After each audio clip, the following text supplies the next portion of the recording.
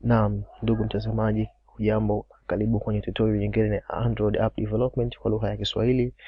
Huu ni mwendelezo wa series zetu, na leo tutaweza kuangazia juu ya Android text autocomplete text view pamoja na multi complete text view.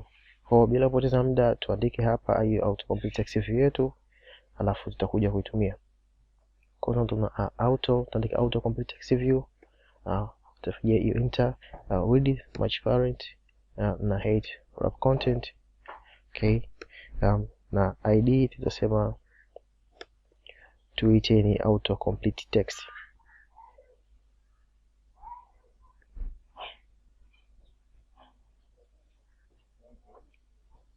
txt, alafu tuendelee kwa kuipa completion threshold. Tuseme ni 1. Sawa. Okay, na hinti hapa labda tuandike mikoa ya Tanzania, kwa sababu ndio tutakuja kuitumia kwa ajili ya display kama mikoa ya Tanzania. Na hapa chini yake tuandika text view ambapo tutaonyesha mikoa ambayo tunayo. Kwa sababu text view with wrap content na text tutasema string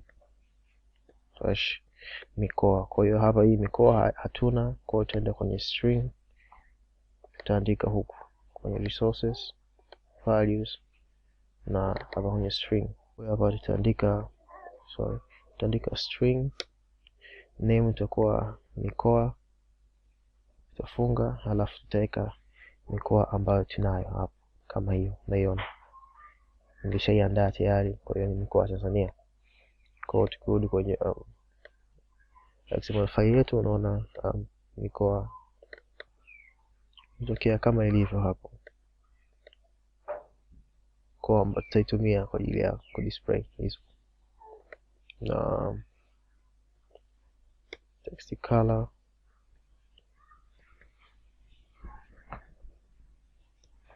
tuendelee kwa kuandika multi autocomplete text view, nayo tutasema ni match parent, wrap content, alafu id tutasema ni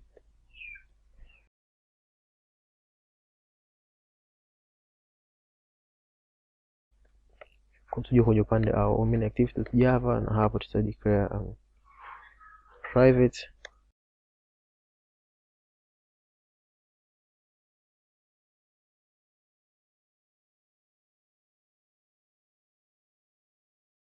okay. Kwa hiyo sasa hivi tunatakiwa tuingize a string array ambayo ina contain mikoa yote ambayo tuliweka kwenye hiyo mikoa yetu. Okay, kama unavyoona imeshakaa hapa,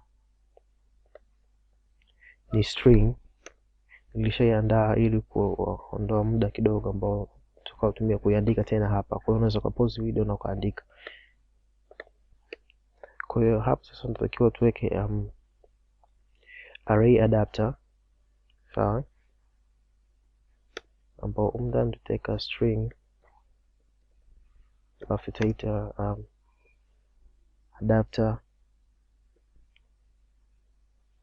auto kwa jina lote sana, new sema array adapter, alafu hapa tutaweka hiyo context is this, na hapo tutaandika android.layout.simple.listItem1, alafu huku tutaandika hiyo mikoa. Okay, na hakutakuwa na tofauti sana katika kuandika uandishi wa array adapter upande wa autocomplete na multi autocomplete. Kwa hiyo tutumia array adapter hiyo moja wapo.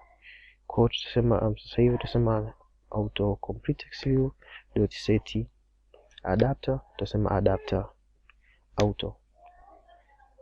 na kwa upande wa multi AutoCompleteTextView tutasema .set adapter, tutasema hiyo adapter auto kwa sababu tutakuwa na tofauti wa data.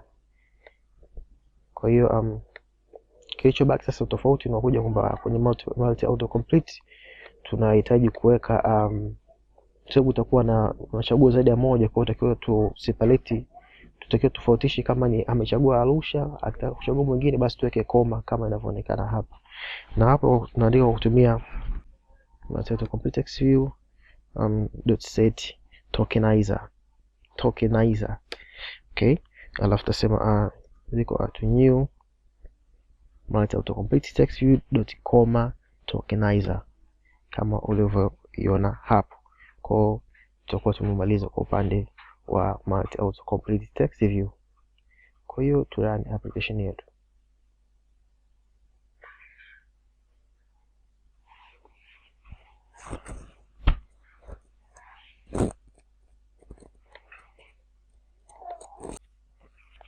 Na application yetu imesha run. Kwa hiyo hapa sasa hivi tutaingiza nimekosea kuandika mikoa. Anyway, tutaingiza neno moja kwa herufi moja, kwa mfano Arusha, alafu utaona hii autocomplete ikitokea. Okay, ngoja keyboard ifunguke kidogo. Haya, nitaingiza A na unaona Arusha imetokea. Kwa hiyo kama ingekuwa na mikoa miwili ambayo inaanza na herufi A basi zingetokea mbili. Kwa haraka haraka nikiandika mkoa ambao ni M, naona iko mingi, utaona inatokea M nyingi. Kuna Mbeya, Mwanza, Mtwara, Morogoro. Kwa hii ni AutoCompleteTextView. Kwa hiyo nikichagua hapo unaona nimechagua mmoja peke yake, na hata nikiendelea tena siwezi nikapata option.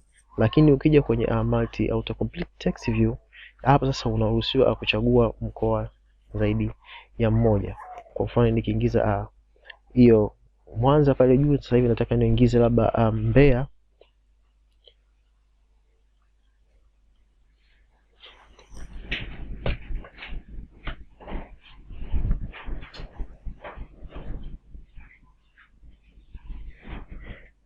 Okay, tunaona Mbeya imeingia, lakini unaona kuna mkato huko hapa, na labda nikitaka kuingiza Mwanza, unaona Mwanza inakuja lakini inakuwa na mkato. Nikiingiza hapa Rukwa inatokea, na nikiingiza Bukoba, unaona Bukoba inatokea, lakini inakuwa na mfumo wa mkato, yani set tokenizer hii hapa. Kwa hiyo kwa hapo tumefikia mwisho wa tutorial hii. Usisahau kushare video hii, kulike na kusubscribe kwenye channel yetu. Kwa hili kwa sasa, take care.